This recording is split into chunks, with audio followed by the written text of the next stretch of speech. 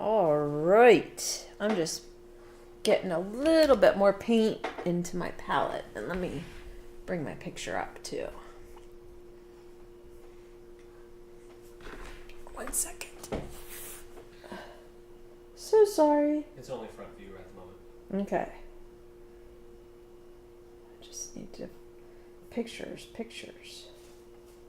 No, Finder. I'll get there. Oh, there it is. Okay. Now we're in business. I have my image on my laptop because it's a really dark image, and it's like the laptop lights it a little bit, you know? So, and I also have them printed out. And so, welcome. We're going to paint the figs. I hope everybody has a reference picture. And I'm going to work 9 by 12 in watercolor. And if you haven't painted with us or joined the group's called the Paint Puddle on Facebook, and that's where we can share paintings, get critiques, share reference images and stuff. So that's going really well. And whether you're watching now live or down the road, some people like to watch and absorb and then paint along the second time through. So it is a paint along, but do it however you want to. So I did stretch my paper, and I'd say we've done like 5 other things, at least 4 other things. I can check. And so we have built towards this a little bit. This is a very dark image, which in watercolors takes some practice and time to build up the dark colors. I have one that I've only done it once too. So we're going to be kind of exploring this and working our way through it together. Because I feel like I usually do two paintings. So the first thing to do is draw the figs, and Talbot reminded me I need to turn my quality down. I just linked the Paint Okay. Puddle group for anyone who's Thank not you. on there. Awesome. Okay. I'm trying to see if I can get this. I'm going to prop this up over here. Okay. It's a really simple drawing because it's fruit, so it doesn't have to look like a face or anything like that. No complex perspective. And so we're just basically making shapes. But the first things I want to do are to identify the table, like where the table is. I think in my first, you can go, oh, okay, good. I think in my first image, I went a little high on the back of the table. Let's see. Let me see where I am here. Color looks good. Okay, awesome. 9, 4, 5. Yeah. I think we're gonna go a little more like split it right on in half. The back of the table totally disappears. So I'm just making a line at 4.5. And actually, I think I have to change the exposure just for the white paper. Okay. Because I can't see any of that. Okay. We haven't really drawn anything yet, but yeah, you can check it in a second. I'll draw on the heavy side. When I draw, yeah, I think so, Talbot. For the drawing part, for sure. I gotta keep track of what it's set to at the moment, so I can swap it out. Okay. When I draw for watercolors, I draw lightly, but we're going to, I'm going to draw heavily, and then also Talbot's going to play with the light to get it so that you can see it. And I do like the bottom edge of the table slightly tilted because it kind of adds to the angle of the composition. So I have my ruler at the bottom of the page, and I'm just gonna draw my line a little bit crooked. You can even freehand that because it's an old table with a not neat edge, which is awesome. Makes it easier to paint. All right, looks good. Okay, excellent. Very visible. Okay, excellent. And then when I'm drawing something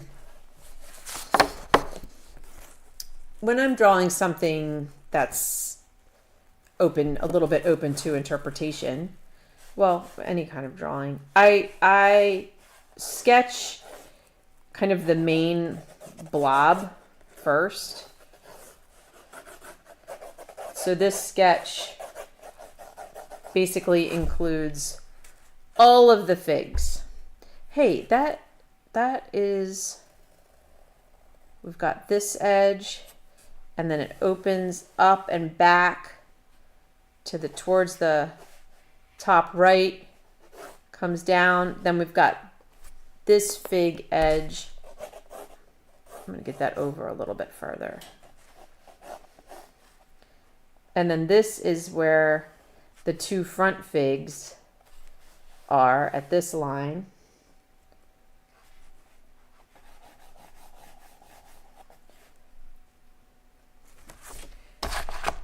I like having a little off center so that the lights come in this way.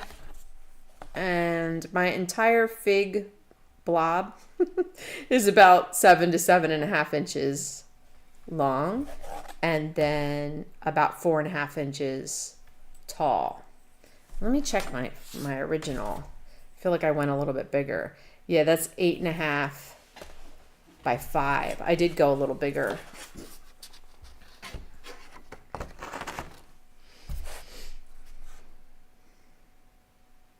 Maybe I'll do that. I like where this is, but I'm going to take this a little bigger, go up here a bit more, and come out here a bit more.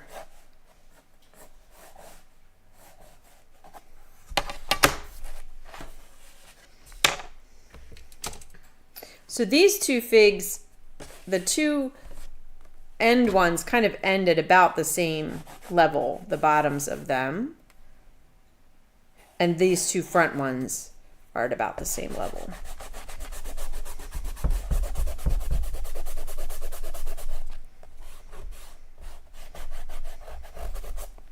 And then I'm just going to work my way front to back. Oh my gosh, I'm getting like a super glare.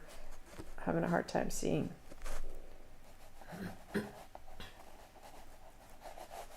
So they're roughly like rounded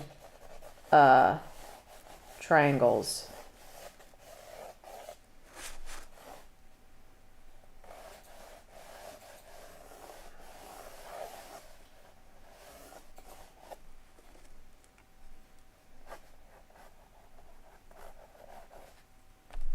And part of what I'm looking at is negative shapes. So for example, I feel like this maybe a little bit later. Where this fig comes down and this one comes around, there's like a little bit of table right here. So I look at that. I look at that shape.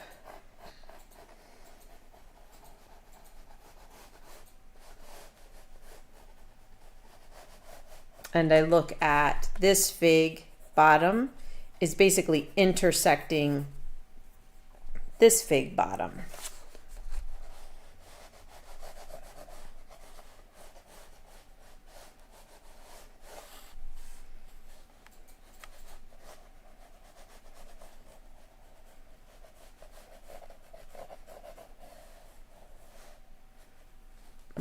Something's not right there.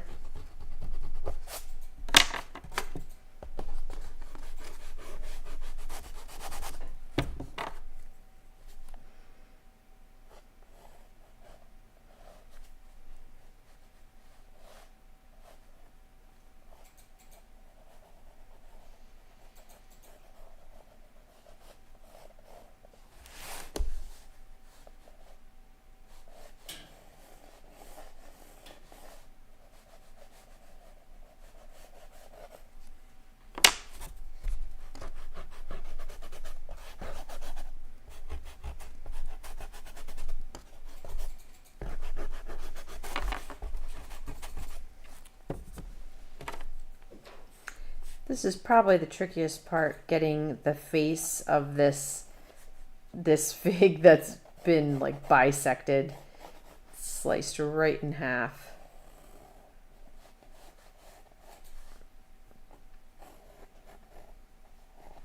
A couple of people already painted Oh, really? the figs. Yeah, they did a really good job. It's a fun reference picture. It's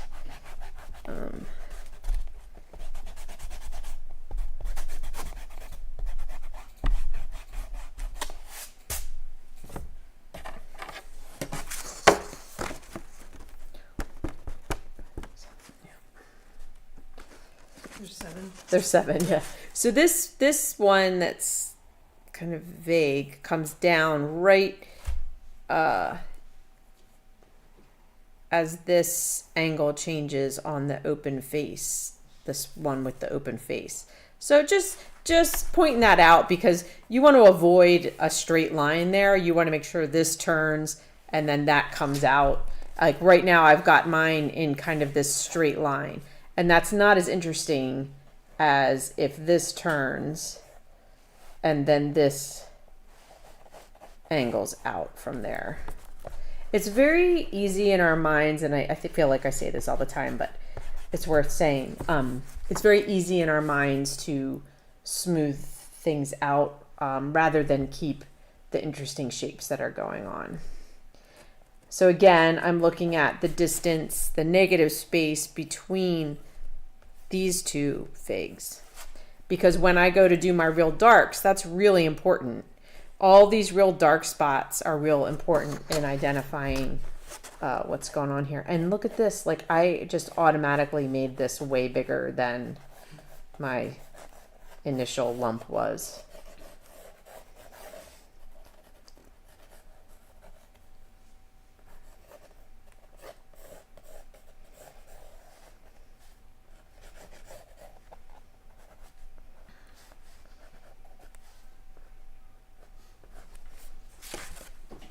Okay.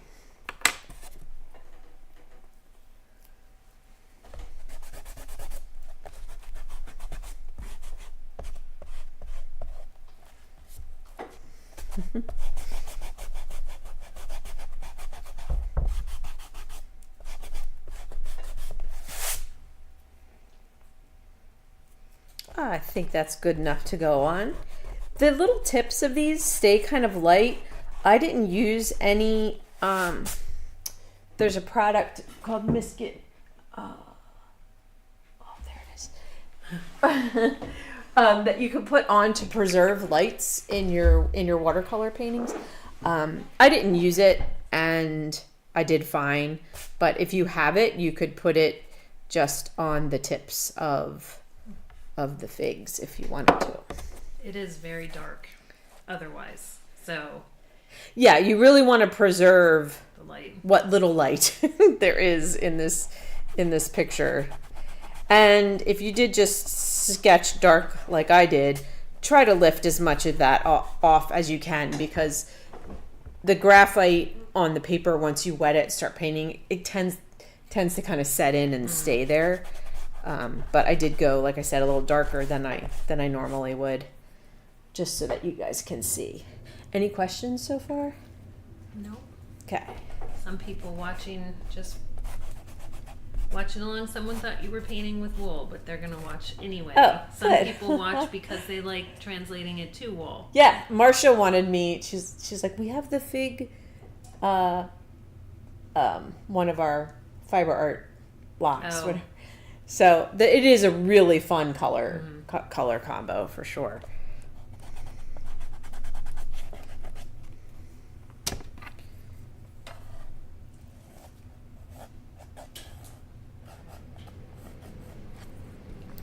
All right. Well, I am using the Core watercolor set, and I did a little.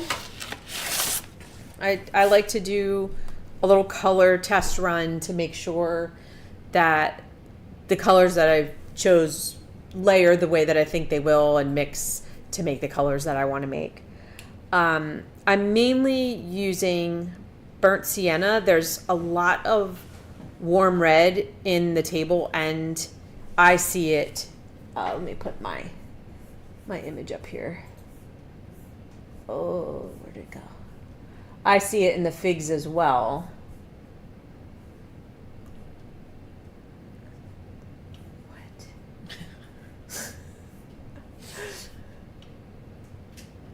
There it is.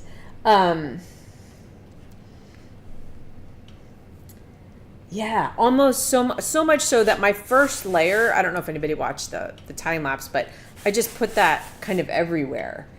Because it's definitely the reflection of the figs is the color of the table. And then to darken it, I added, to warm it up, I added the core gold, but you could use yellow ochre. And then to deepen it, I used Van Dyke brown and basically like Viridian green. I think on the core set, it would be the phthalo green. And then I don't often use purple. I usually mix purple, but the purple in the core is just, it's done. It's there. It makes it mixing easier. So I'm layering purple with that. And then there's also a color called magenta, which would correlate to number 8 on the other set. Okay. The other set. So like a nice bright red and purple, and then we have that burnt sienna and gold, and all of those kind of start to work together to make the fig. So the whole picture, really, the colors relate all throughout.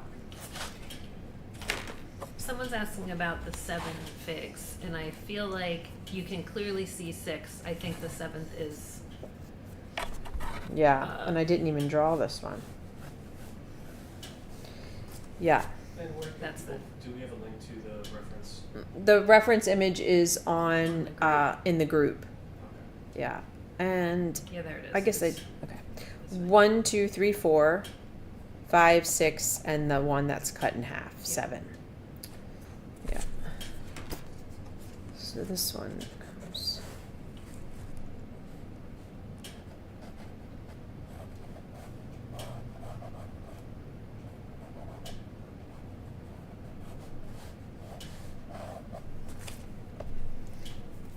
I'm going to make this middle one, go kind of in front of this back one. I mean, there's probably more figs in there because this one's sitting on something. Yeah, right. But generally, in a composition, you're going to see odd numbers. Okay. So I like to use... I have a clean jar and a dirty jar. And so whenever I'm cleaning my brush, I wipe it on my paper towel, I swish it in my dirty jar, and then if I need more water, I take it from my clean jar. The other thing that has been super helpful to have is the spray bottle.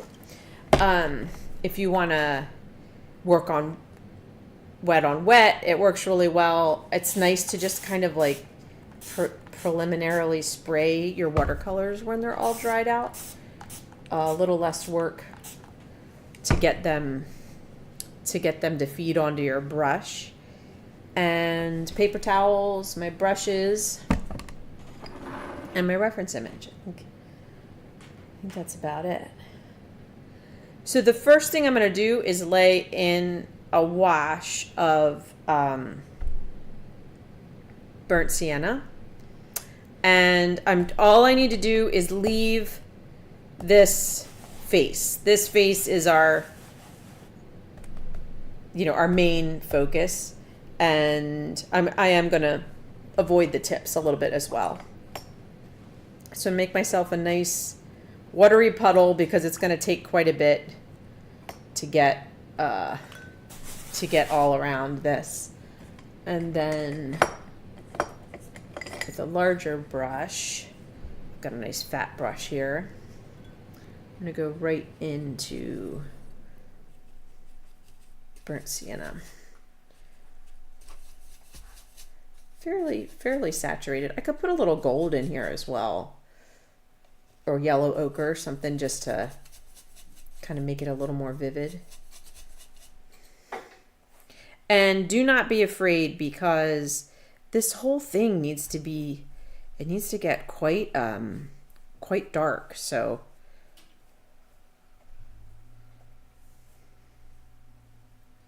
kind of go for it.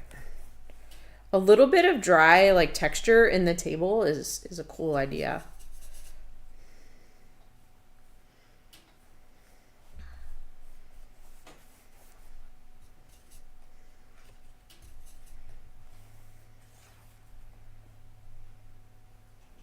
Just remember, this one is where we want it to be real crisp.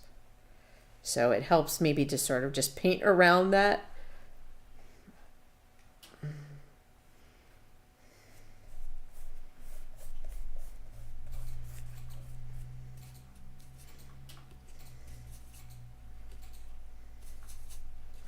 And sometimes your paint puddle is going to be real saturated, and sometimes it's going to be a little more watery. So use that to your benefit. Like if it's real saturated, I know what I have on here right now is real saturated. I'm going to put it in a dark spot. And then if it's more watery, I can drag it across, a lighter area. But really, we just want to get everything covered right now.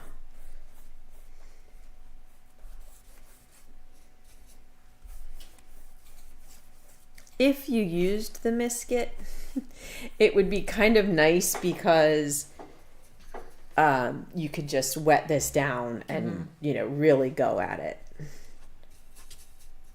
My color got a little gold heavy, so I'm putting more.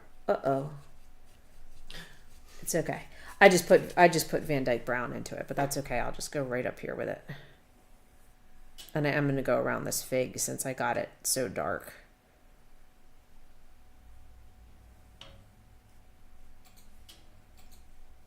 But this background has to get so many layers that you don't have to worry too much.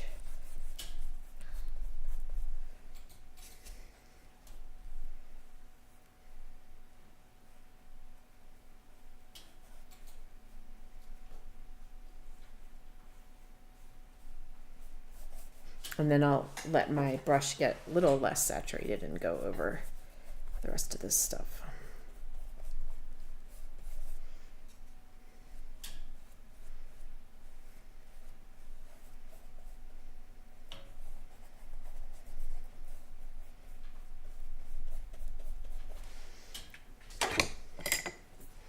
With a clean rounder brush, I just want to lift a little bit of this paint off of the highlight areas, and you can even just dab it with your paper towel.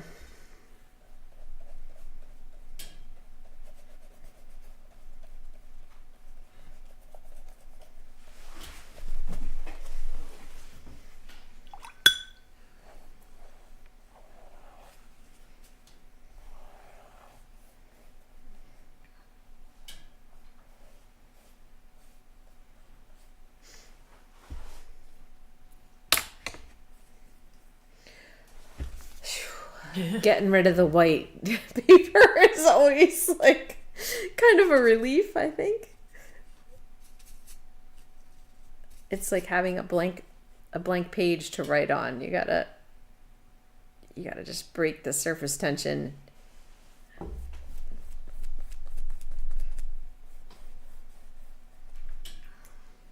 What color did you just mix there? I just put more straight burnt sienna, okay, just to get that area covered. All right, we'll just give this a second.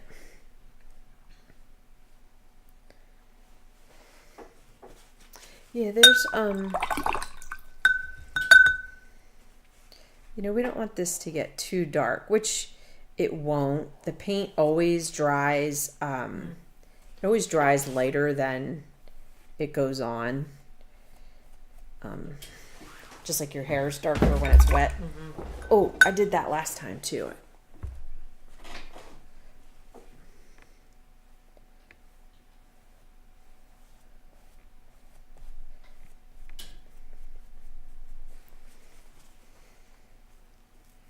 Great. Awesome. I feel like we have a good place to start. Now, while this is still a little damp, well, I'll just give it a minute, because I think what I'm going to do is get an initial dark, try to go a little darker in the background so that we can see our colors relative to each other. I do want the background to end up darker than the majority of the area of the figs. And then I want this to be the lightest spot, which it already is. And then we want a little bit of dark to accentuate the shape of the figs. So it's kind of like dark, dark, medium dark, dark, dark, and then like a medium light on the table. To paint the background, I'm going to use this puddle that has burnt sienna, another layer of that, and then I'm going to add Van Dyke brown to it.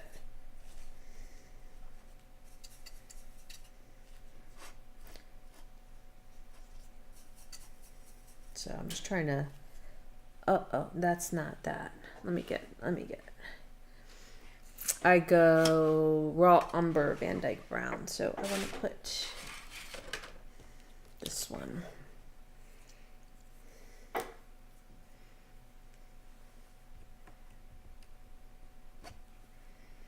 You have to be careful when your paint first comes out of your tube. It'll pick up, your brush will pick up a lot. Whereas when it's dry, you have to really like scrub your brush on it. So yeah, so just be careful.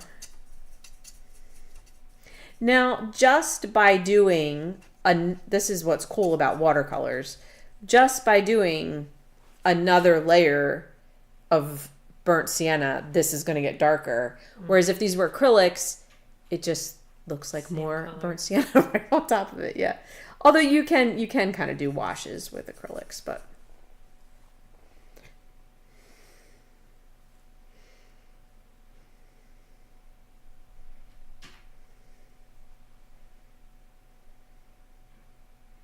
and I do want to preserve that tip of that.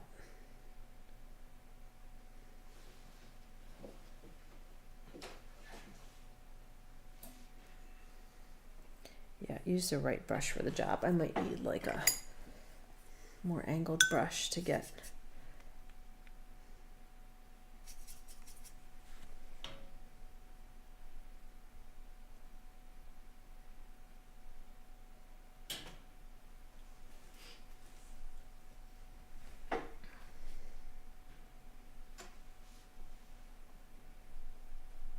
Oh, that dark spot was where I just dipped into fresh paint.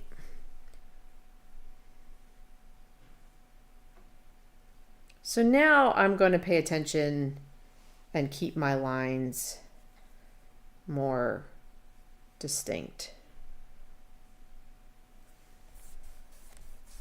When I look at a reference image for watercolors, my brain starts thinking, what's the first wash? Like, what color does everything have in common, and where can it go, and where should it not go? And then it's this process of building.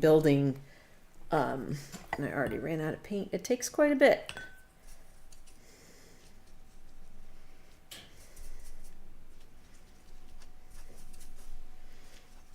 I can't wait to do an oil together, which is kind of mind-blowing because it's kind of the opposite process.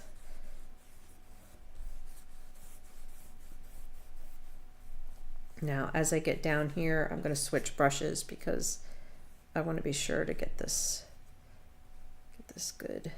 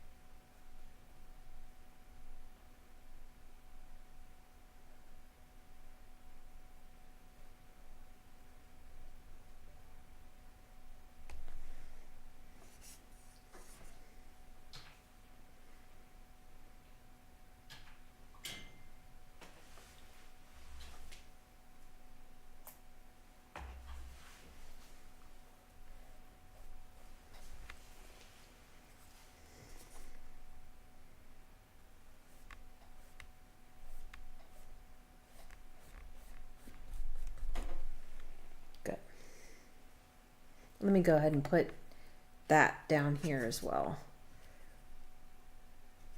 Oh shit. Sorry.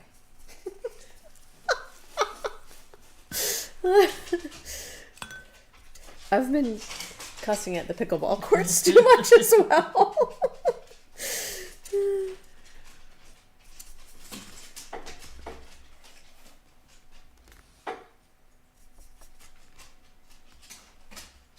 Let this be weird. Don't be too perfect with it.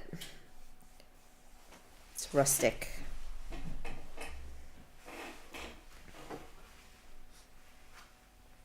Okay.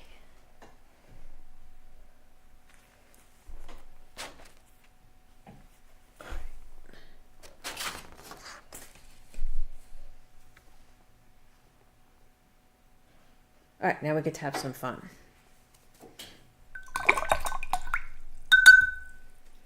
That was not fun. That was a little stressful. Now it's going to be fun. Okay. Not sure. Is just the edge of, is the palette, both sides of the palette in, Talbot? Yes. Okay. I want to find the right brush for these figs. I think this is it. It's just a flat, sort of half-inch brush. And then pick a fig and begin layering some colors. It's still going to be a little bit of bouncing around, going back and forth.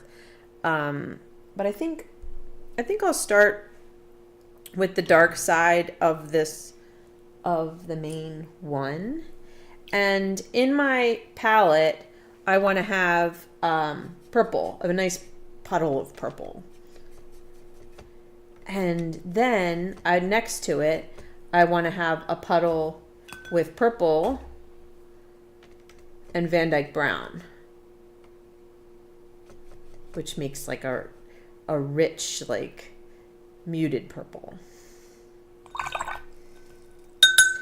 And then we're gonna drop. I'm gonna look at my laptop more than this. It's just really dark. The printout is just really dark.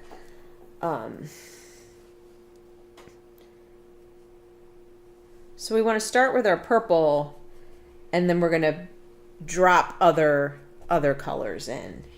So the very first thing I want to do is really define this. It's dry enough for me to define it well.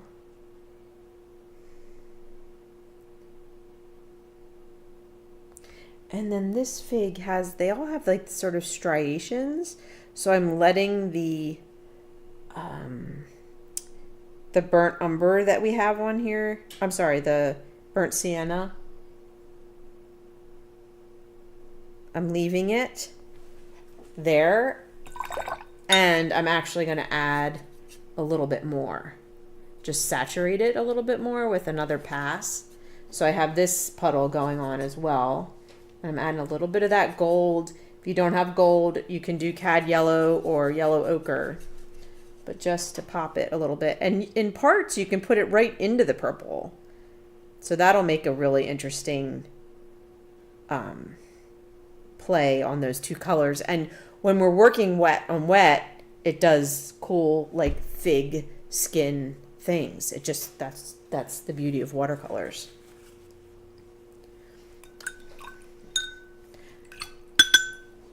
So I'm going to zoom in just a little bit for a minute. And then since you guys saw what, just the palette is real simple. It's just a few mixes of colors that we're using. So, but just to see how this plays out. Then I mixed that purple with Van Dyke brown. So it's a little darker. And then I'm going to drop that in. And every fig gets this treatment. And maybe put a little bit of that down here. And then the other color that I want to introduce is a magenta. So either a alizarin crimson. The core palette has a color called magenta. So a really nice, vivid, pinky red. So I have a puddle of that.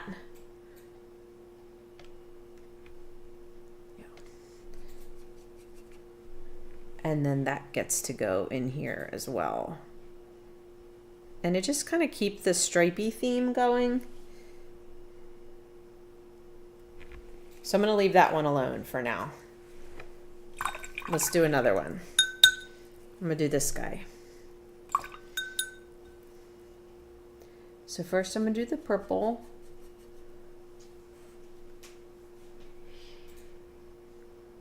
I'm going to leave a little bit of the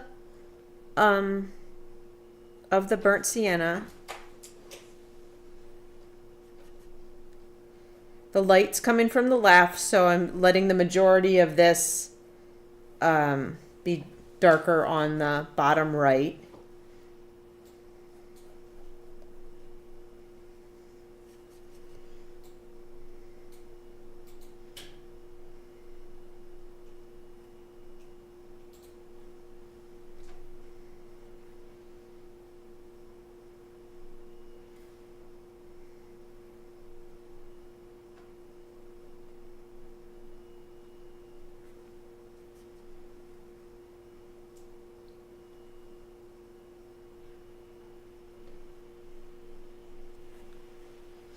Sue Bingham makes a fig bruschetta appetizer that she's thinking about making. Send it this way. That sounds amazing.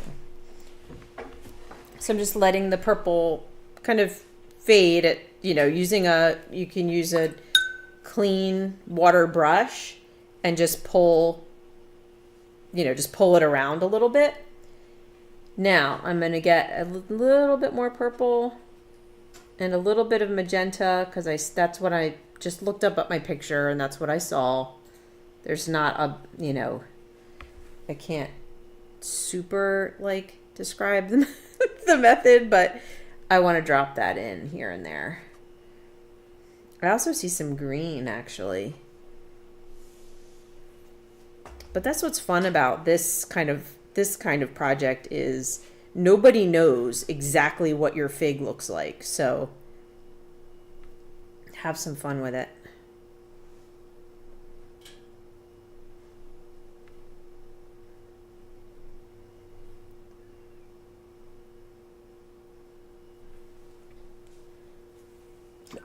If I'm going to use a green, because I'm going to use Viridian down the road, I'm going to mix Viridian and gold.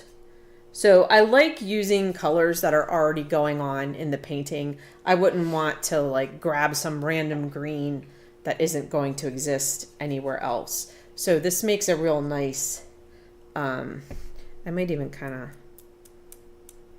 no, that didn't work. But you could sort of flick it on there.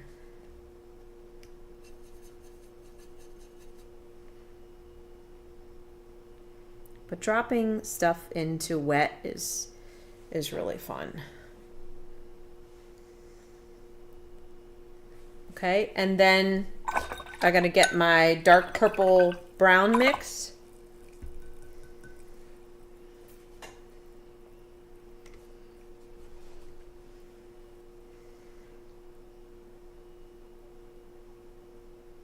I love your eye is always going to go where the highest contrast is. And that's why this ends up being a striking composition, because this is a super high contrast area. And it's the only, it's like the only super high contrast area on the whole thing. So.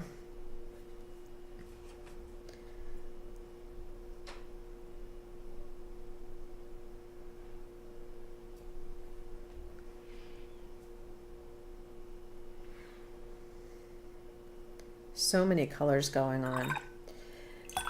I see a little bit of blue as well, which I actually used in this piece just to make these sort of frosty highlights. And I used, write down, I think I used cerulean. So I'm gonna get myself a little bit of that. Cerulean's kind of, it's kind of an opaque It's kind of an opaque blue.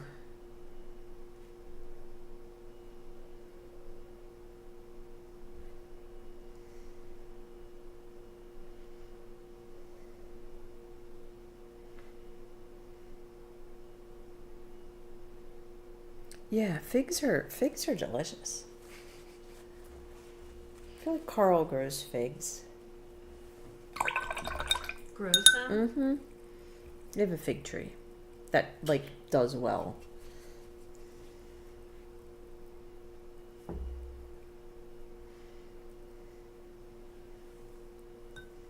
While this is wet, I'm gonna drop some more colors in there. It's nice to do a lot while they can all play around together. This is some of the magenta.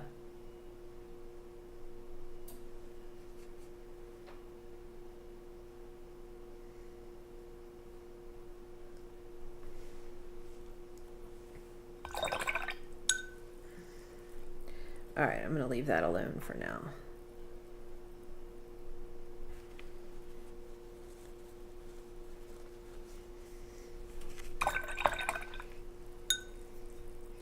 So for this area, you definitely want to work with it wet. So with a clean brush, I'm going to wet this light part of this fig and let my let that kind of settle into the paper. And then we want to keep this really light.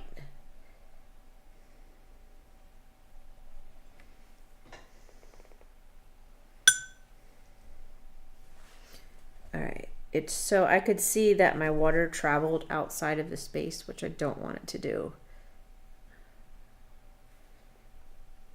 I want it to stay put so we have nice crisp lines. So the outside, I took that yellow-green mix that I just plopped in here. Let me go back out so you guys can see my palette.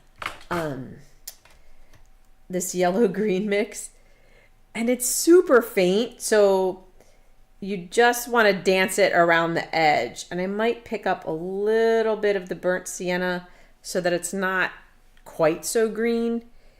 And I just want to touch the brush to the very edge of the area and let whatever paint is going to travel in go in. So I'm going to pull this in a little bit, but just to indicate where the flesh of the fruit is meeting the skin. That's all that that color is meant to do. So I kept it really light. I'm gonna just put a little bit of there we go. And then while it's still wet, we're gonna drop cad red and cad yellow in here for all this little figginess that is. Cad red, that is bright. Woo! I'm gonna mix it into my magenta puddle, and just start light because you can always go back. And I'm just going to dance the corner of the brush around to get those little spots.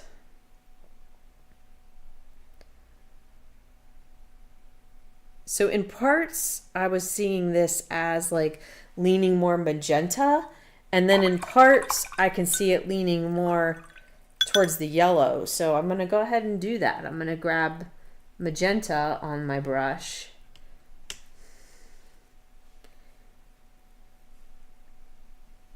I need to get it like really, really saturated. Liquid and saturated. I had it too dry.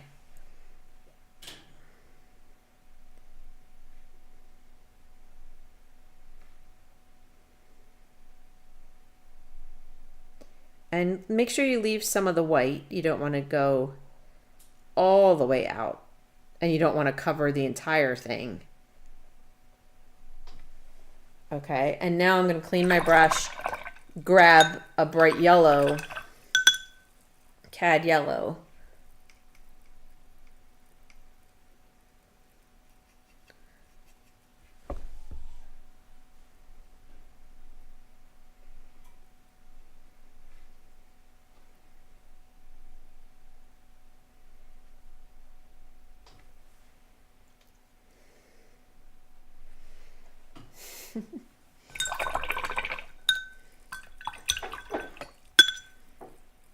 I'm going to go back to the red.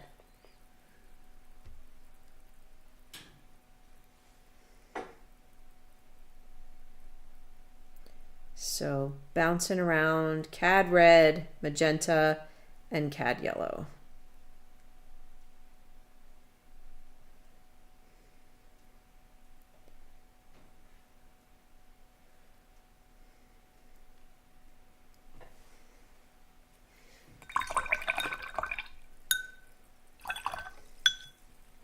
And then I'm going to put a little more cad yellow up here.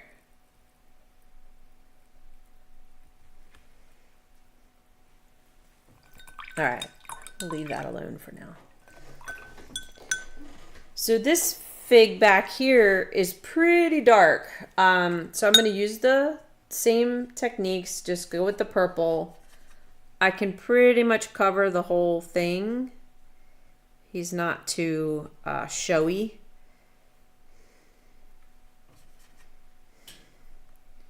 So I'm going to cover the whole thing in purple.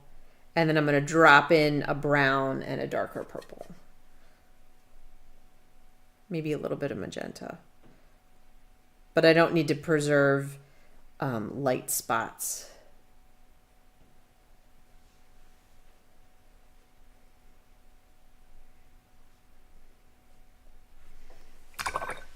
So I see kind of like a frosty brown.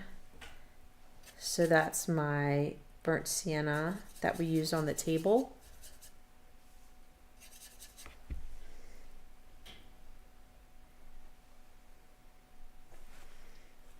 Clean my brush. I'm going to put a little bit of the cerulean to get that kind of frosty look.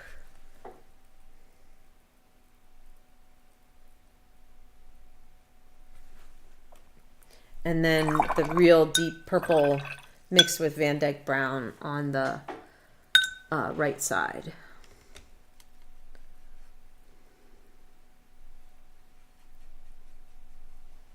Oh boy, that got loaded up, didn't it? It's nice to work in the wet because it'll just do the blending for you.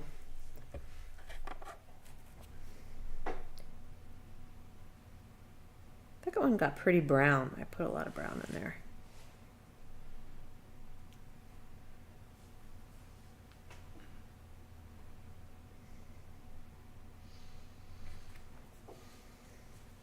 Now, so I have this paint. I just have like a ton of dark paint. So instead of cleaning my brush and getting rid of it, I'm going to go ahead and put it down on this bottom right corner.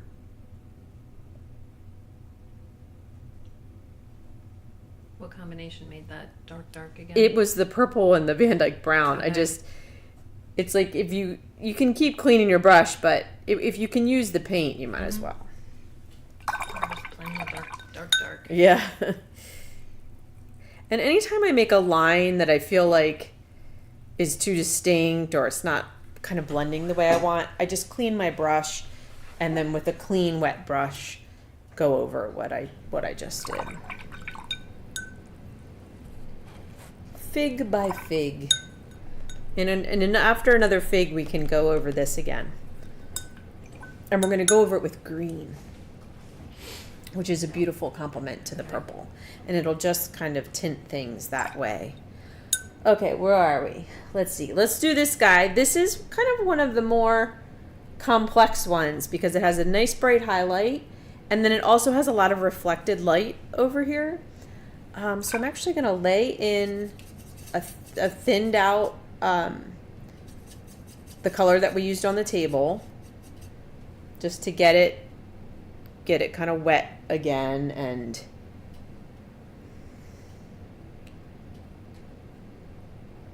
define where it is.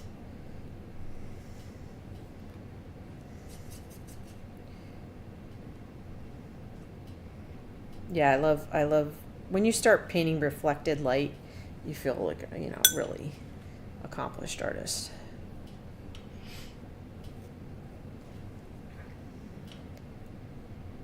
All right, so now we have something to kind of work into. And I'm going to put some magenta in there while that's wet like that. I'm working a little bit backwards this time. Just bring a few lines of that down this way.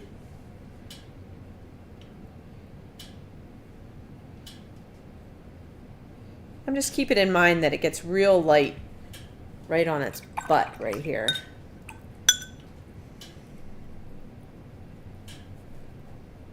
And then let's just take our purple, straight purple like we did on the other ones.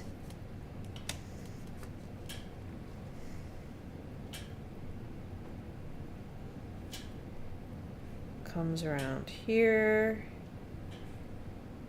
comes here, comes here.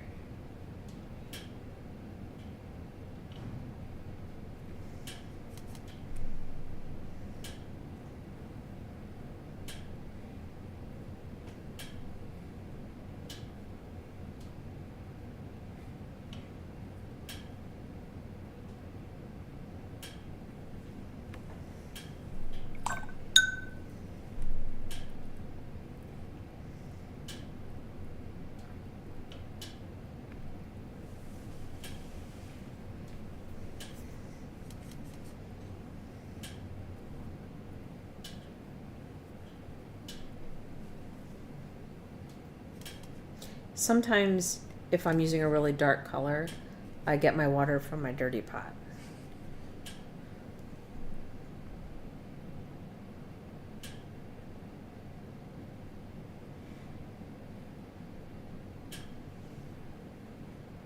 So we can always go darker. We can't always go lighter. It's harder to go lighter with watercolors, and I try to avoid having to go lighter. So I'm always trying to leave my lights. And so my eyes are assessing things relative to each other. Like when I look at where this fig meets this fig, which one's darker? This one's actually darker. So I have to make this darker and or lift a little bit of light off of here, which isn't too hard to do. If you keep cleaning your brush, you can go right into some really dark paint and kind of lift it off a little bit.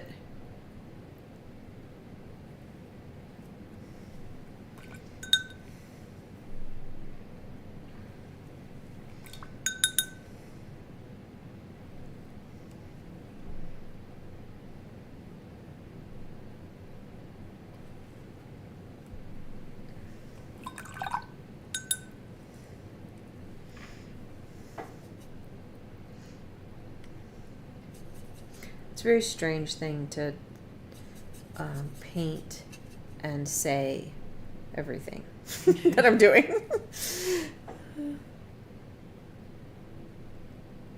Well, it's a good thing you can do that. I just usually have music on, and I'm lost in my own thoughts.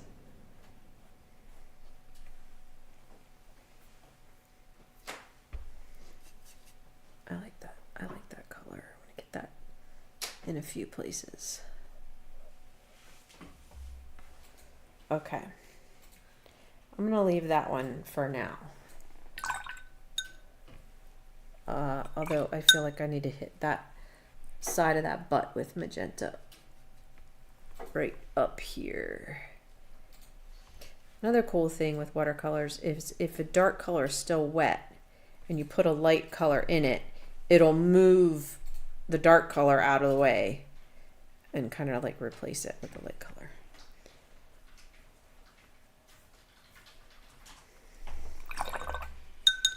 How does it look on the line? Looks like there's still a lot of darkness that needs to happen on the top half. Okay.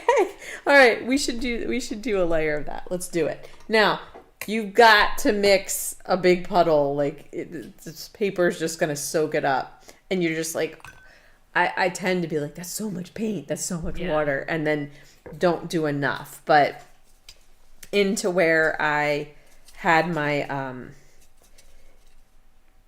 so to help me with that, I make a big puddle and then I start a smaller puddle and then I keep bringing water in if it's needed.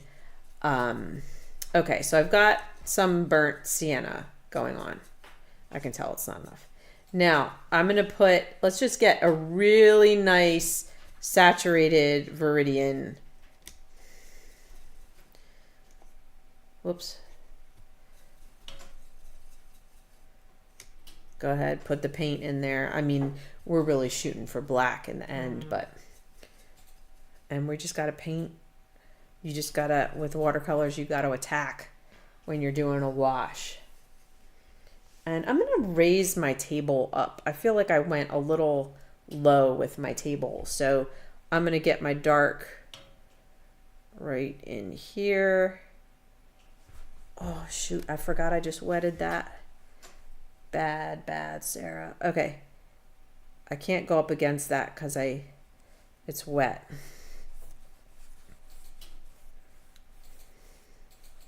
So one of the reasons we want this to be totally dry is because now it's not going to push the color that's under it away. Like I just said, you can put a color on top of a color and it'll push it away. It's going to go on top of it. So that's why you want it to be dry. Watercolors is this process of learning the temperament and what it does when and why. That's a big part of it.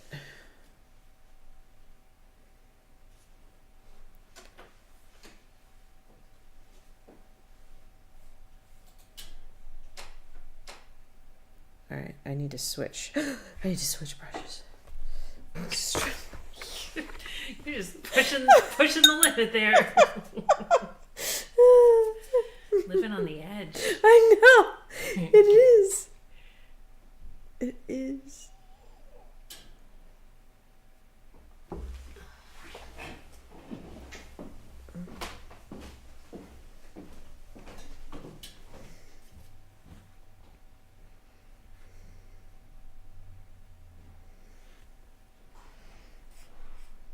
Kyla left me.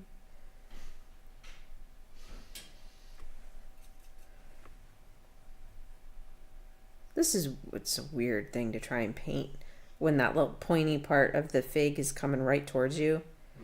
Perspective. Mm-hmm. Okay, now I can go back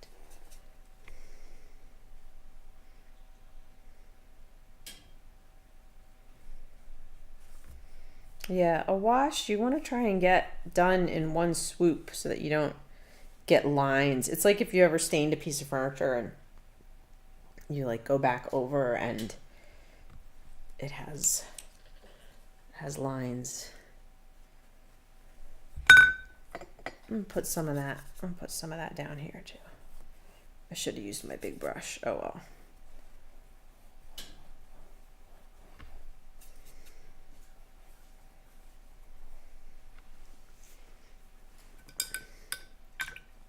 Also, like, there's a piece of table right here that I keep forgetting about. You don't have to be this like true to the picture, but I might as well.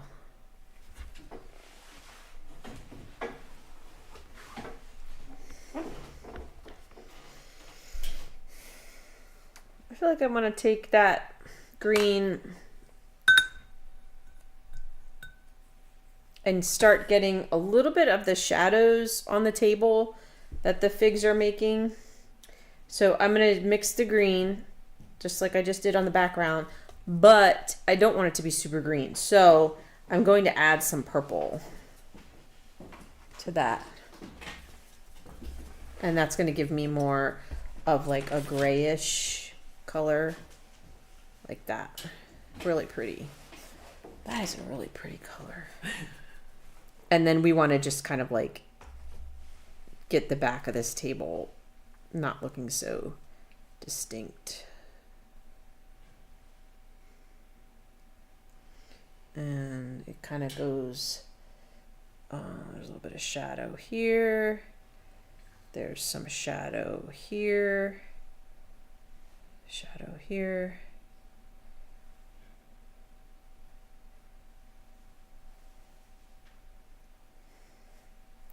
Yeah, it's kind of like a shadow color. And we got a little shadow coming off of this.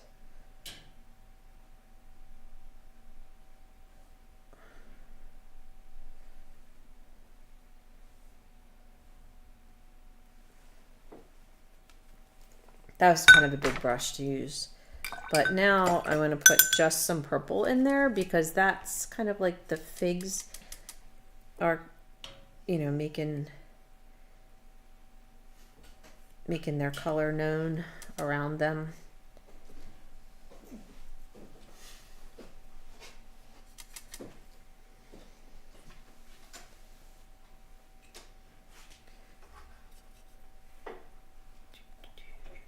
This is just dark all in here.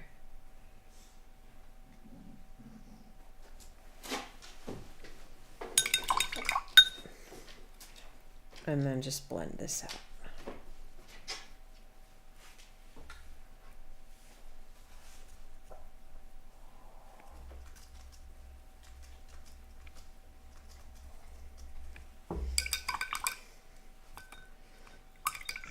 And while we're on the table, let's do another wash. We want to like cool it off a little bit. I've got this somewhat very warm golden brown. So I'm going to use that same blue green mix that I just used for a shadow, but thin it out and add a little bit of the table color, which was just use some burnt sienna. So that's like, we're just going to do a pass on the table and kind of cool this off a little bit.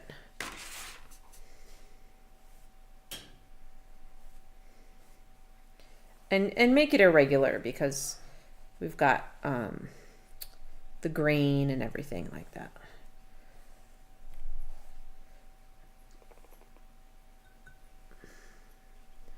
Drop some browns in there. There's a few spots on the table that are a little warmer. Also. Yeah, there's a few spots that are warm and they'll show up. Just dropping some random brown in here. Just play with it while it's wet. Get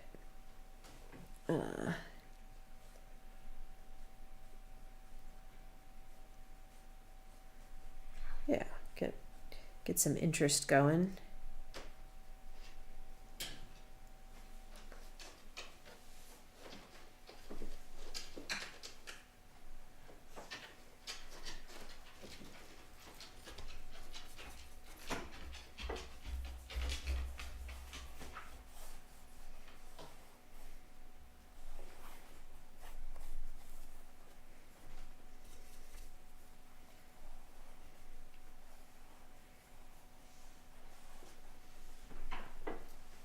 Any questions or anything right now?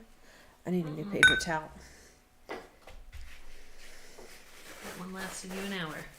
What's that? I said that paper towel lasted you an hour. Good. I'm also looking at my laptop battery. I think we're gonna make it. So oh shit. It's not good to drop clean water on your very dark background. It's like it looks like a mistake is what it looks like. But it happens. Okay, let's do this guy.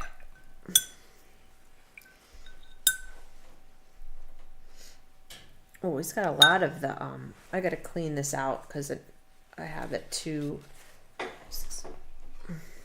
I love that Viridian and purple mix. It almost makes a blue. Mm-hmm. Isn't that pretty? Mm-hmm. I didn't discover that the first time around. This painting is going to end up very different from from the first run. It's just the way it goes.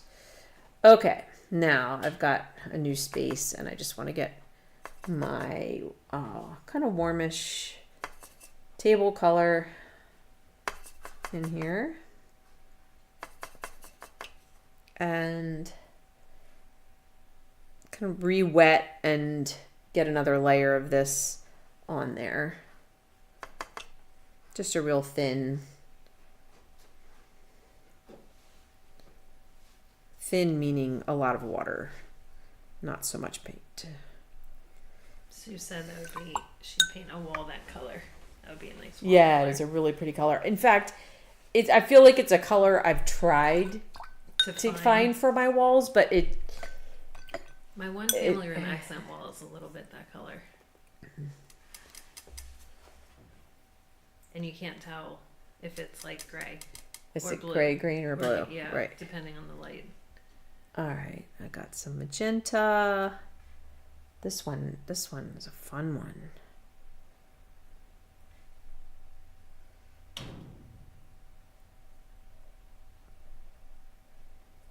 Yes. What? That's the color. Look at my family room wall. Oh, It's like so that pretty. color. It is that color. Did you write that one down? That color? Yeah. I have it somewhere. And then our purple.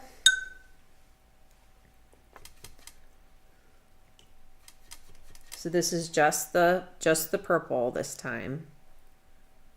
Ooh, Yeah. so dark. So this guy that I'm painting right now is darker than this guy.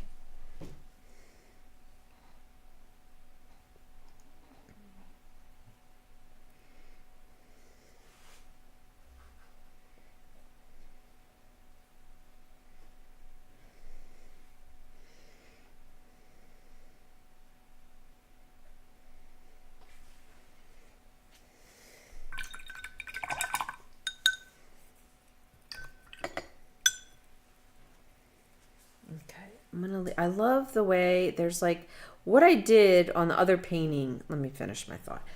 The kind of, I don't know if you guys can see if you're seeing what I'm seeing, but there's a frosty blue color on these. And what I did was I mixed that cerulean and white. I wonder if it would work to mix white with the pretty wall color. I'm trying it. So I've got white, viridian, and purple. This might be better to get that, yeah. That kind of, yeah, that frosty, like, it's not like, I guess it's kind of a highlight, but it's sort of like when grapes have that sometimes, where it's purple, dark purple grape, but the skin looks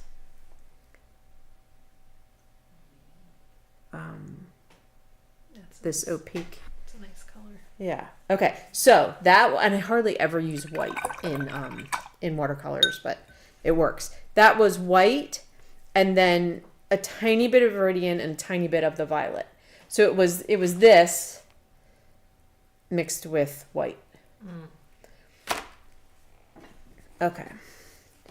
Now, I'm not liking how my beautiful white prominent part of the painting is like polluted by pencil. That is a lot of peas. I didn't even try. It just happened.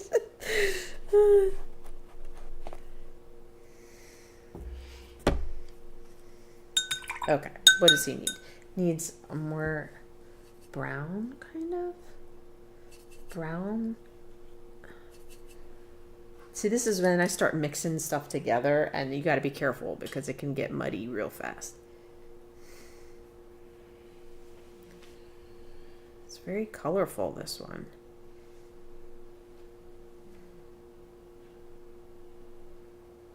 Okay. Okay, we're getting there. We're getting there. This guy. I see a lot of magenta. So instead of my floor wash, which is what I've been putting on them, I'm going to put a magenta wash on this one. Try something a little different. It would be nice if my brush were slightly bigger. Always use a rule of painting. Rules are made to be broken, but in general, use the biggest brush you can. You don't want to struggle with strokes. You want big impact. When I paint, my little paintings were like always my best paintings. So when I painted big, I always tried to just pretend like it was a giant little painting by using like a gigantic brush. Didn't work. It's hard to cover a lot of ground. It's hard to cover a lot of canvas. That's why you want to use the biggest brush you can. All right. This is fun. I like that they all have a slightly different personality, like color personality going on.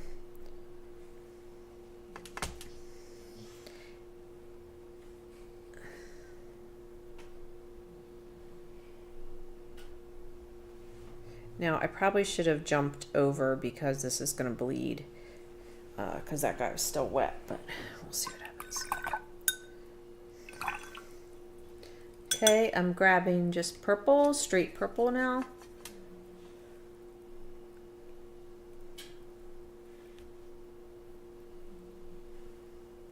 Don't forget to leave weird stuff. Don't make it too perfect.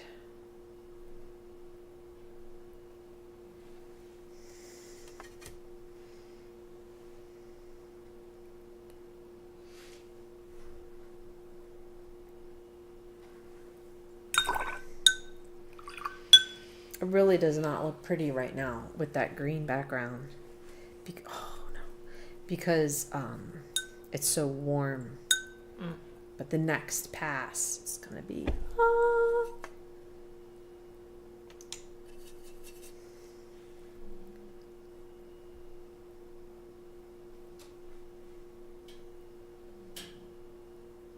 We got dogs snoring. Groaning.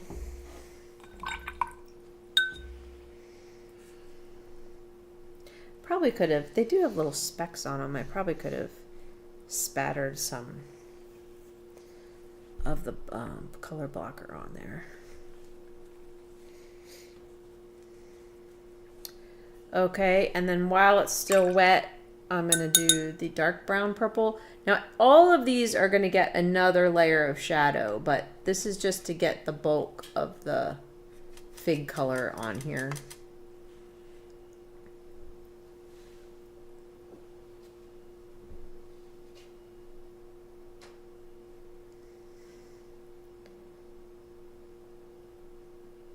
You'll make them all darker yet? Yeah. Okay. We really got to darken spots to make them separate from each other. Okay. I kind of want to put a big streak of blue in there. Let me try mixing the green and purple together to make our pretty color. No, I got too much. I got too much yellow in it. It didn't work. All right, let's get this guy done, and then we'll hit the background again, and then we'll be close. We'll be close to done. Okay. I'm going to go with the magenta. Get the whole guy.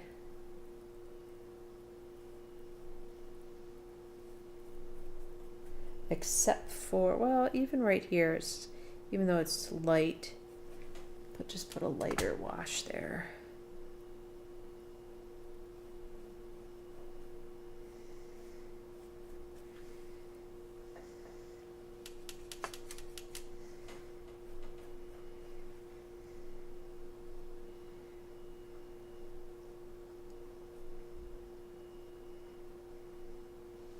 It's hard to make this look right. Let's see, it's got to be darker there. Okay.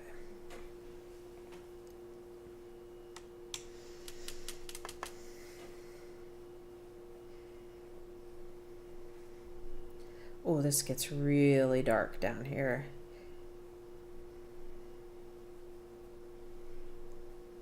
This is like, I'm really curious to see how everybody does with this, because it is definitely a way to practice layering and like revisiting and just keep working. As long as you keep the colors, using the colors that we're using, just keep going back and forth and layering them, I think you're going to succeed. It's when we start, like I just mixed 3 colors together instead of 2, and that's when you start making mud. So to create a dark painting without getting too muddy is the challenge. So this is a challenging one, but I'm glad we're doing it. I think it's time. All right, getting purple. And really kind of going in here quite strong, because this is a very dark fig.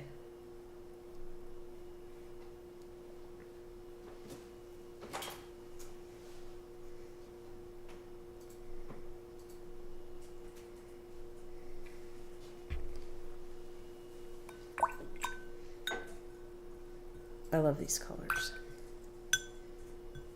I'm waiting. This is a cast shadow, which is different than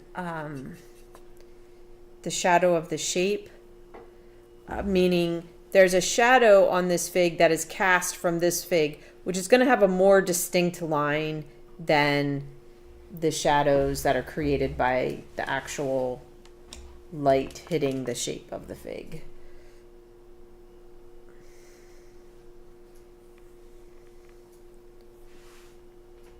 Sorry. That's all right.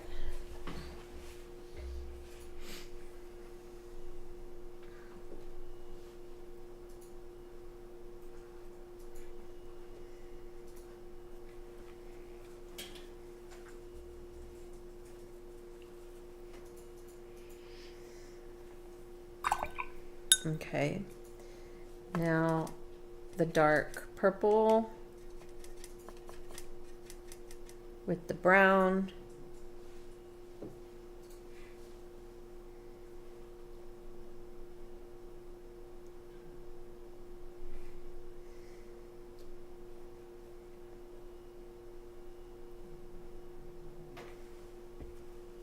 All right, so I feel like everything is developed to about the same degree, which is how I like to paint. I don't like obsess over here until this is perfect without bringing everything to the same level, because I feel like it's real easy to get off track when I do that. Oh, tell me a joke, Kyla. I don't know. Surely there's like a big joke in the world. Talbot, can I ask you a big favor? Will you zap my coffee and bring it to me? Okay, thank you. It's the small mug that's over there. I meant to bring it with me. Okay. 220. This is going to be perfect. Perfect. 2-hour ditty. You are figuring it out. I am. I knew there was one in there somewhere. Okay. Background. Let's get this dark. We gotta go with that. We gotta go with this dark.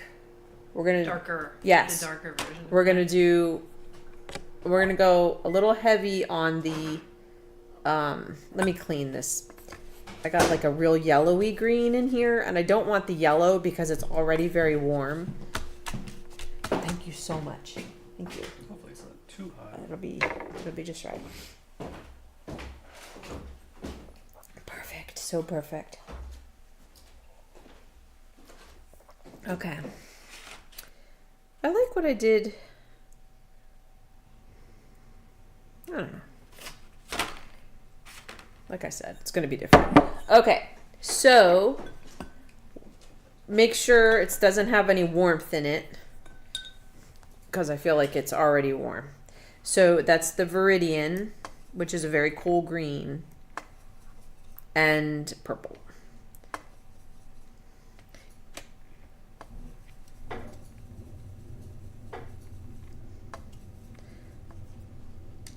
So I want to get it really saturated. It's so cool. It ends up blue. It's awesome.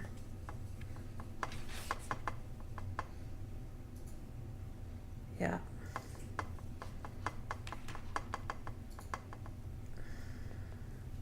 You know what? I'm breaking my own law, and I'm gonna see what happens. I grabbed some of the purple brown mix, so now I do have a little bit of Van Dyke brown in there. Oh. Yeah. Yeah, we need more of that purple brown mix because we've got to override the green a little bit. I can't see what I'm doing.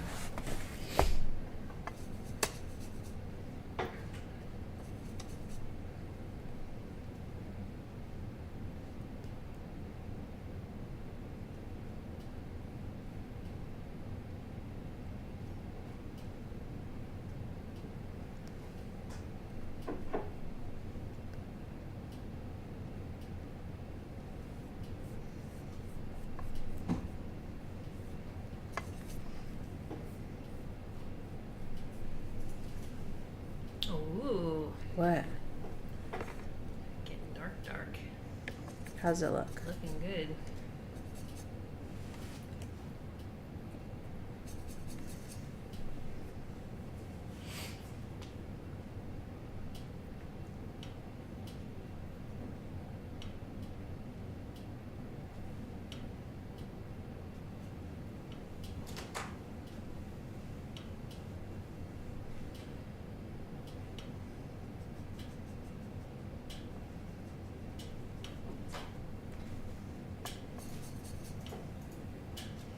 It's still reading green to me, Yeah. but that's okay. Talbot agrees.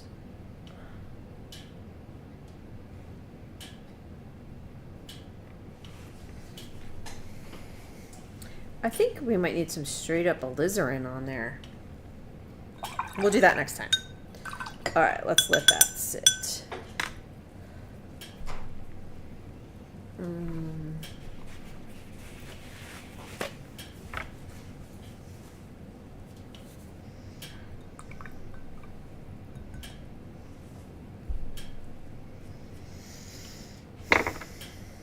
Okay.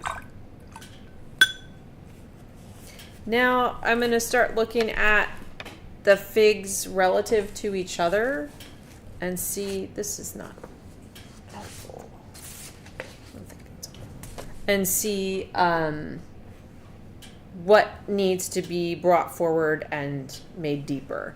So the bottom of this one, definitely. And to do that, I'm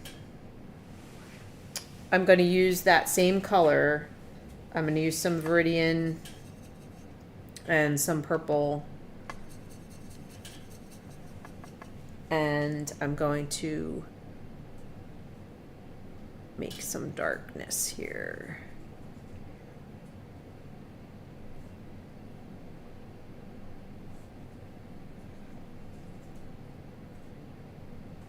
So where you go darker, that's the one behind it. What's that? Like the ones where you go darker, Yeah.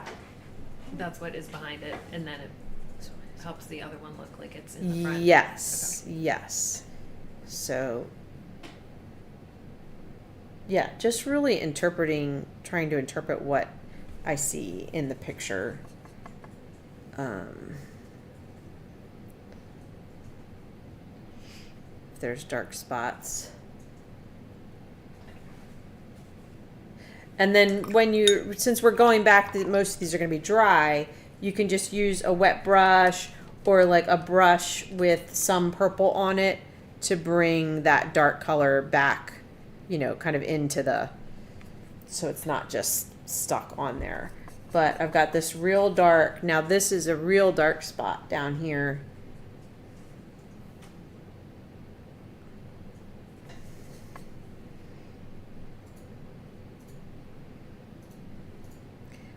So it's in part building layers and in part changing colors and using different colors.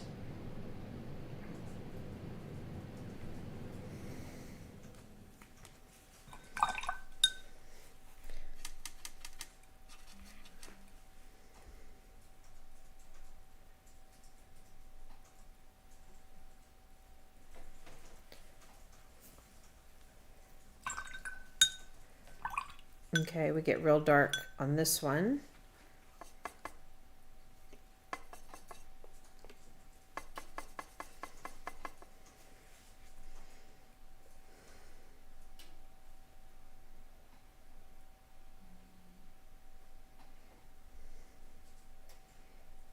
It's really just that spot. Let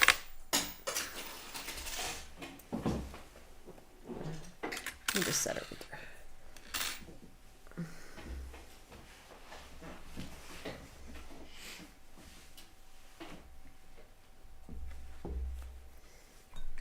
And then on each one, I'm taking just a cleaner brush with purple or whatever color, brown or whatever color I see there, and just pulling these shadows out a little bit into the fig.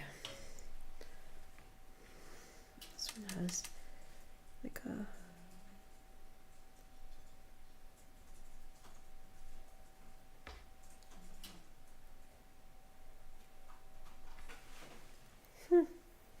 All right.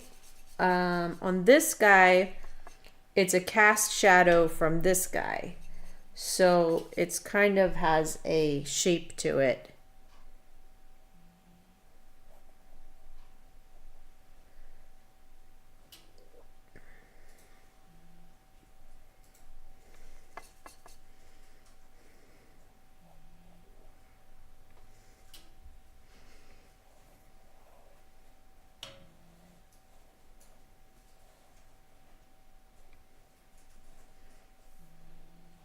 And the colors that you keep mixing for this dark color is... It's the Viridian and the purple together. Okay. It's the pretty color, but more saturated so that it's really dark.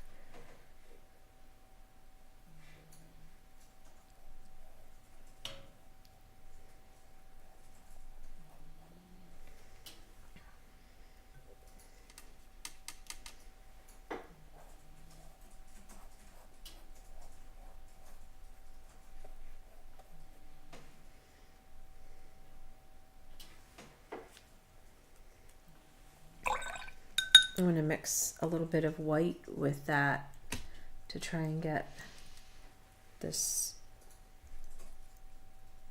shiny area not quite so yellow. And then just put a little bit of it up here too, so we can see the butt of that.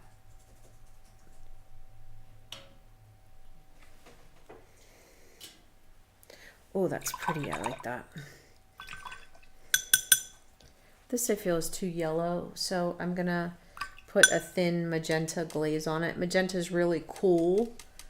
That gold that I mixed in with my burnt sienna is kind of taken over the painting a little bit. It's a lot more warm than my first go at this.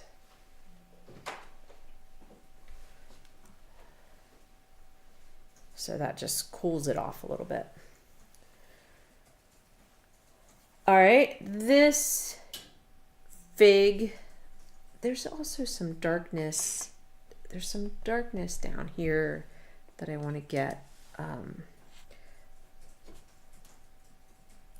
It's sort of nondescript down here. Everything, the table and the figs all sort of blend together.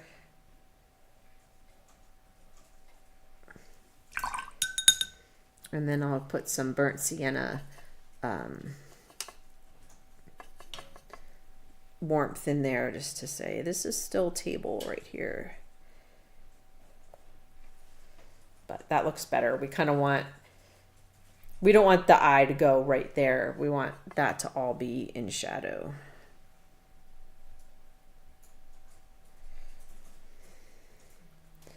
Okay, same with right here.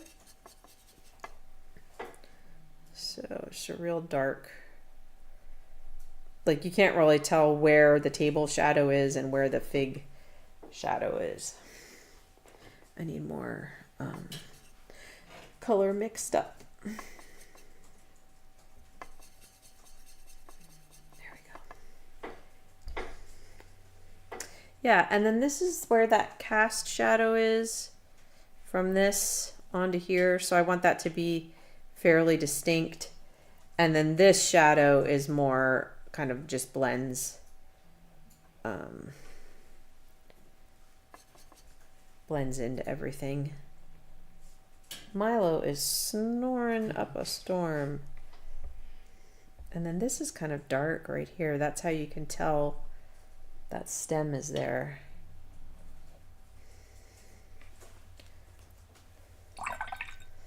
Okay, so the white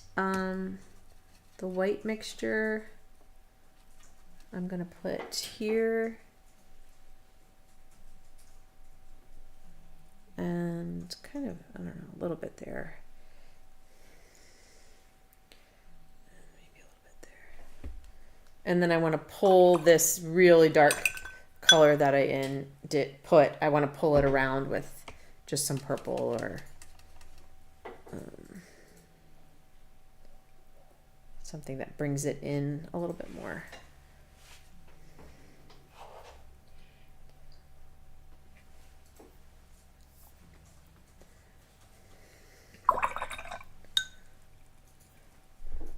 I'm going to be a little bit more specific about what's happening right here.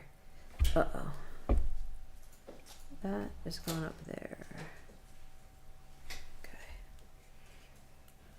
And then this one is darker than this one. So I got to get that happening. Just see.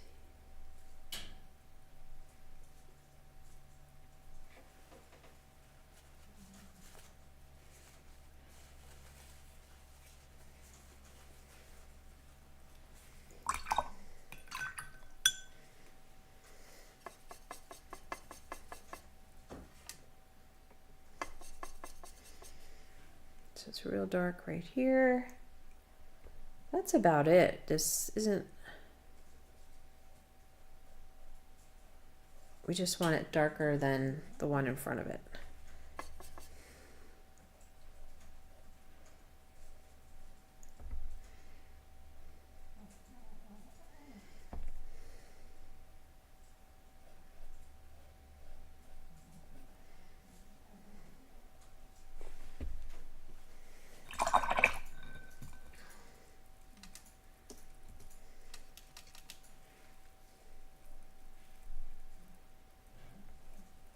Just that little bit, you can, now it looks like one is distinctly in front of the other one. Yeah, I feel like on this painting I did a little bit of a better job with all of this, but it did take me a while. You know, it took a lot of back and forth, and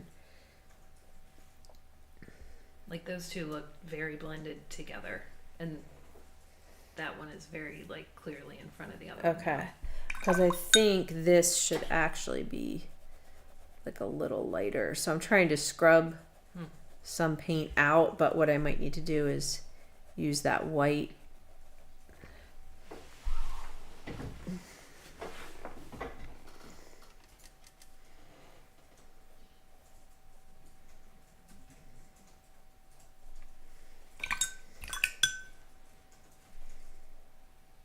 All right, let's do another pass on the background. I'm just looking at this little details here.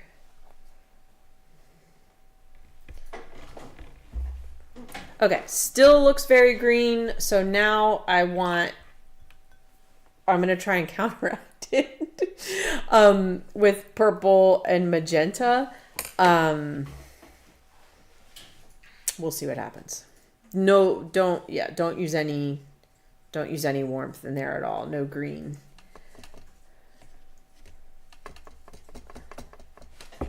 Let me mix. I'll mix down here. You know what might really work is alizarin crimson, which is a bit more red. But you can also try purple and magenta. I am going to try and grab some alizarin crimson here.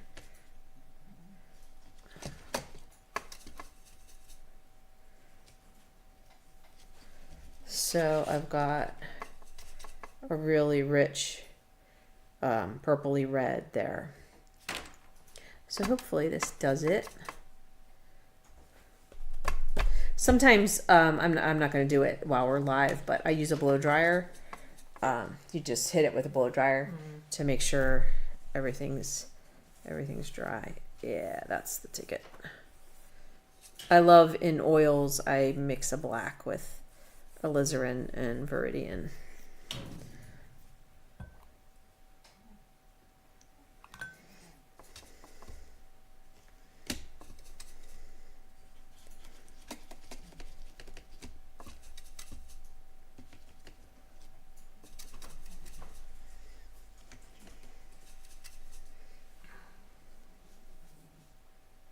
Zoinks.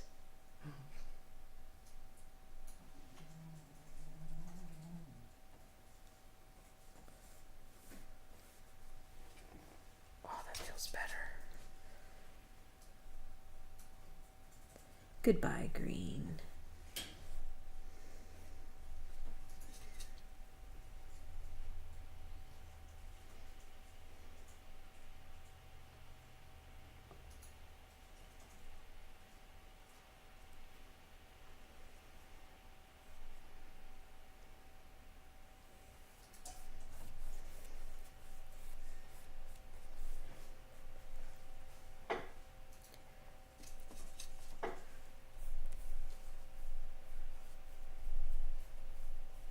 All right, I need to mix a little bit more and get these details.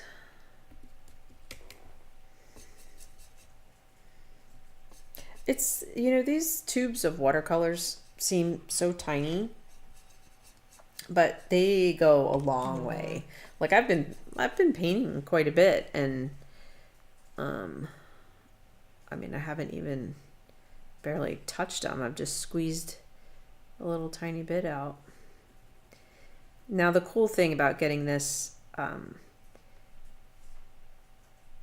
properly balanced as well as dark is that these little green fig tips are really gonna show up.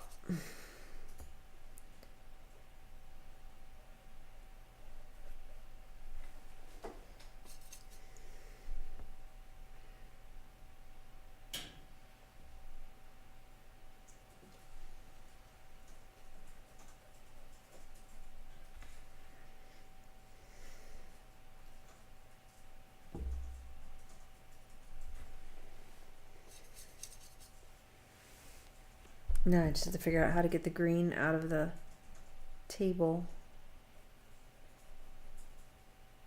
Hopefully you guys don't have gold and didn't use as much gold as I did. It's very powerful.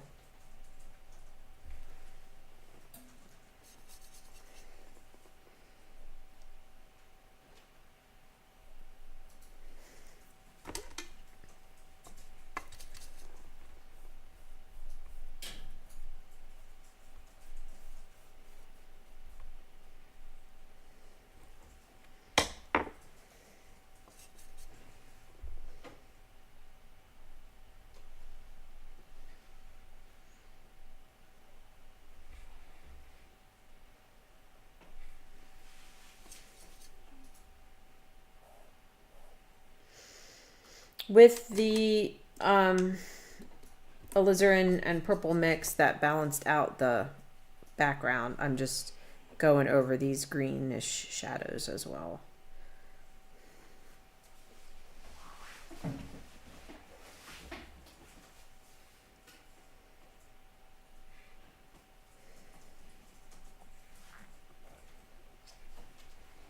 Okay.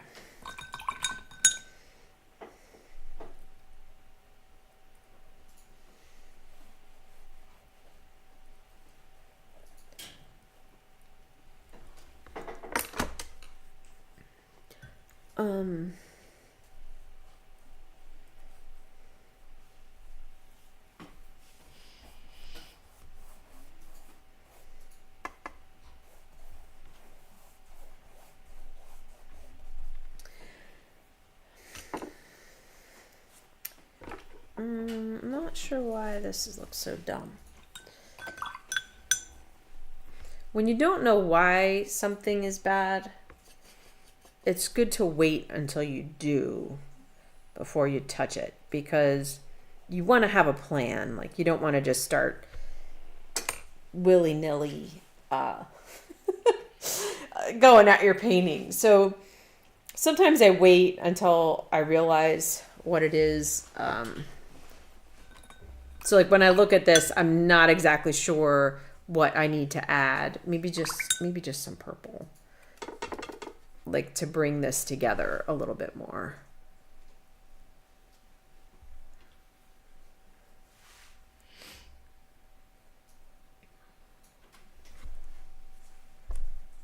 Because it's feeling a little alien to me.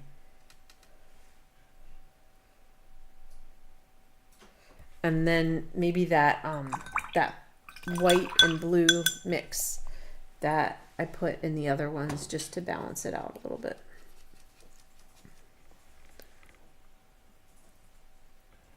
Just to give it a little bit more of a foggy look. All right, if that feels better. This one too. It's too yellow. It's that darn gold. Duh.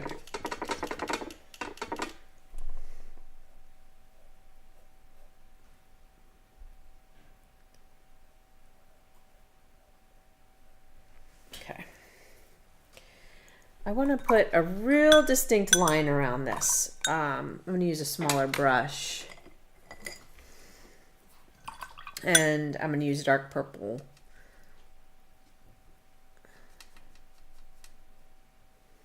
And I want to just really outline this.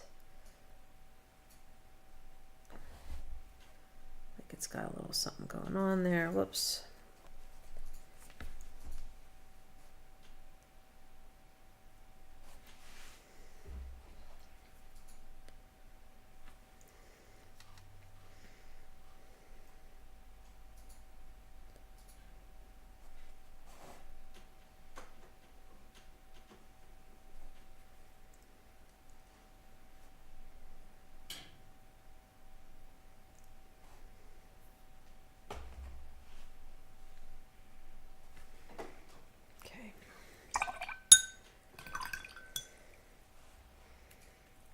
And then I just want to get the table not quite so yellow if I can. What else? What else, Kyla? What do you see? We got to do our little fig stems. That I do want to kind of be a yellowy green.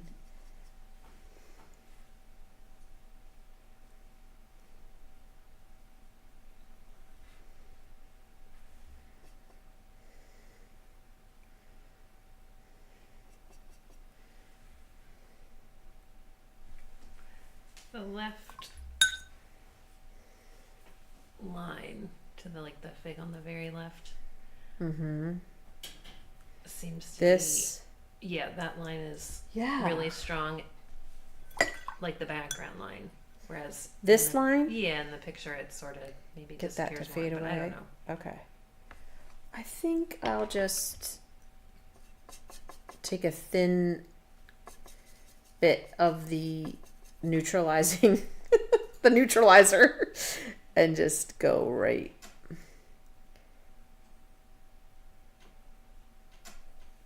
over it. This is the same red purple mix.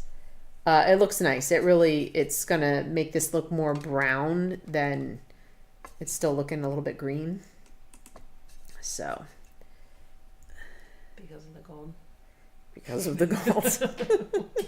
If we have not yet established, I use too much gold.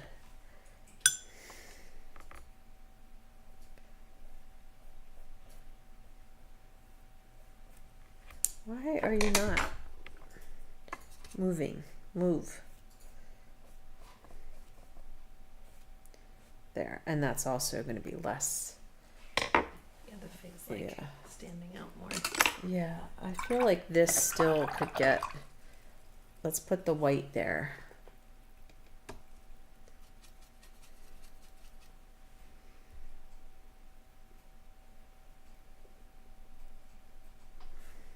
Yeah, I like that. And I want it here. And I need a nice bright green for these stems. I didn't really mix a proper bright green.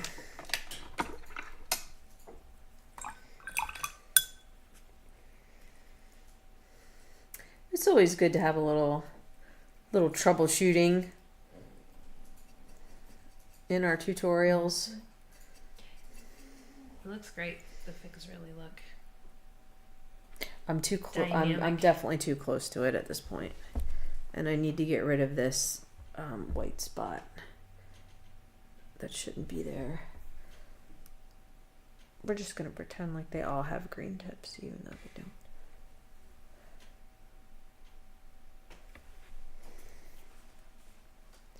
I feel like I'm seeing it in person, but I think it also helps to see it on the live stream. I can't. Like on I camera. know. My eyes are starting to cross. Okay, neutralize. I mean, it doesn't look that bad now that the rest of it is, but I am gonna mix the burnt sienna with alizarin crimson, just real thin. I did not even touch alizarin crimson in my first time doing this. It just was needed because of the decisions I made.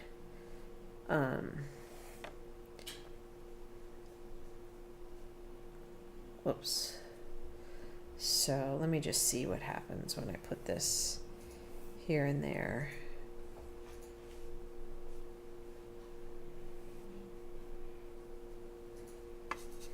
Yeah.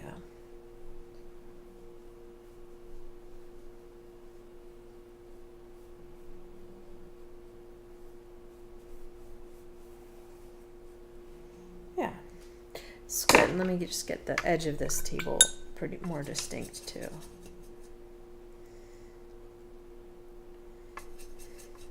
Put this back here.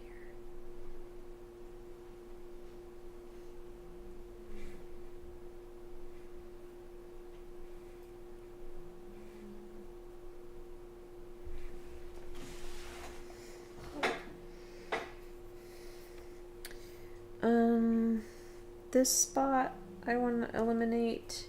The bright. It just, yeah, I was trying to leave this little interesting part of the stem, and then this I want to, I think I want to put, I don't like this pink color that's back here. I want to neutralize that. Zap it.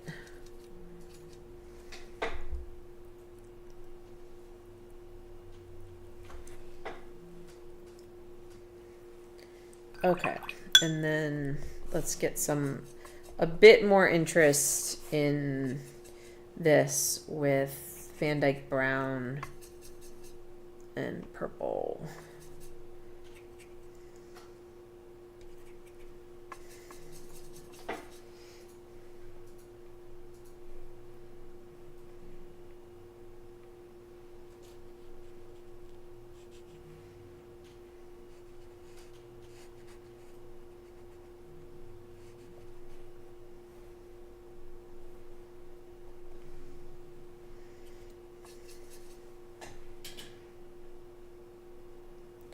Just taking care of some wacky areas.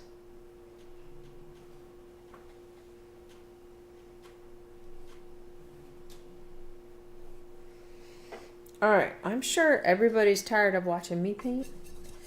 I know I'm tired.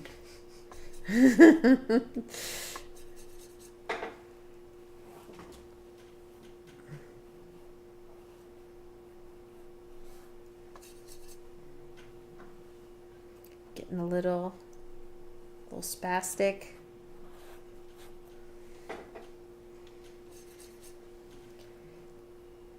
This was ambitious for sure. Like, remember when we were looking at reference pictures? It's really dark. And you're like, it's really dark. And I was like, but it's a cool composition. Cool. Okay, when my brain is a little more settled, I feel like might be some little tweaks that I make. You're doing lots of little tweaks. Like, yeah, that spot right there that you had, it looked a little bit like the fig was sort of just tippy and not being held up by anything. And okay. then you put in a little color and it was like totally fixed it. Oh, okay, good. You're doing, in my expertise, with my extensive painting knowledge and background, doing great. One thing I was thinking was this would be a fun one to like go in with some pastels and really pop stuff, but it's also fun just to approach it as a watercolor challenge and see what you can do with all these rich dark colors. It looks great. I'm going to try. Now, often if you try to lift paint, the one color that stays is the yellow. So it's I don't know, it's more like a stain than anything else, I think. So I'm just playing around with lifting some paint out of the front of the table. See what, well, that looks kind of cool. Looks a little more wood-like.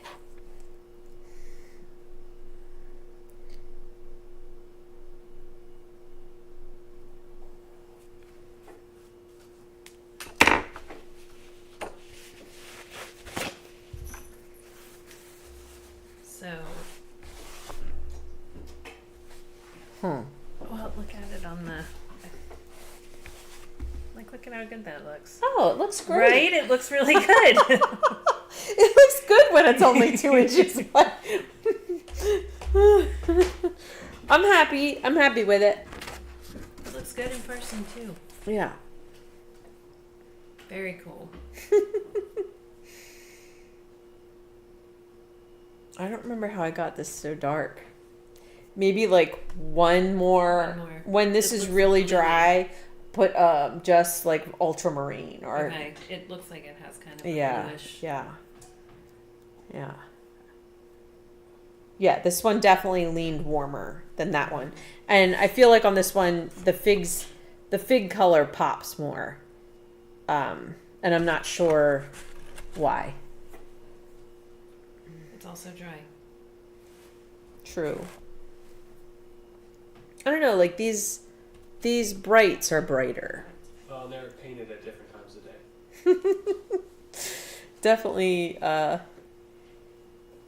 it's really, like felting. It's never going to be the same. Yeah. Like you can. I mean, they're very similar. Yeah. Mm-hmm. Does anybody have any questions?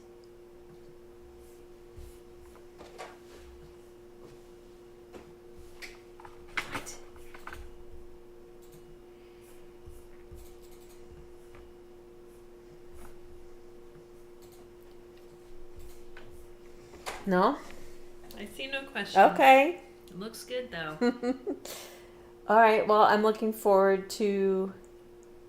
Yeah, it's like these were like bluer, purpler, and these. Maybe I just. You know what? When I watched the time lapse of this, I think when I did this one, I really covered the whole thing with that warm Oh. color. And when I did this one, I did the table, but I didn't really Okay.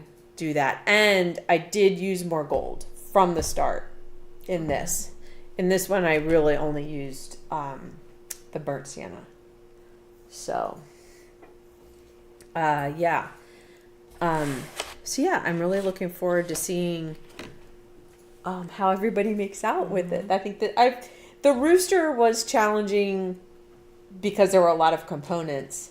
I feel like this is challenging for a different reason, just because of the amount of color that's needed. So Somebody put in a request for a landscape. yeah, Next. we could do a landscape. Check out the barn one. But yeah, can like maybe something with more like dramatic sky and then just like simpler tree line and field or something. Really like have some fun with a sky. That would be fun. I would like that. I think I would maybe go. I have worked bigger than this. The rooster and the barn. So We go went bigger, landscape. so they would go a little bigger. Yeah, maybe vertical. We haven't done anything vertical yet. Yeah. So, all right. Well, thank you, everybody. Thanks for tuning in and being a part of the group and sharing the group. I think it's really fun to share reference photos as long as they're your original image, and you post them with the willingness for anybody to use it. I think that is a great thing to do, and we've seen some really good ones.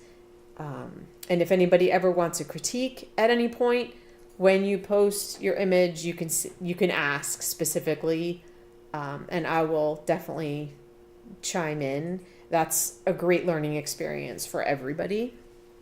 It's nice thing to do. So then, of course, any updates to new stuff we put in the group, because I don't really have, even though we're using the Serafina YouTube channel, we don't have, the group is this place that we're sharing the painting stuff. So, all right. I think we're good. If we're not good, we're done.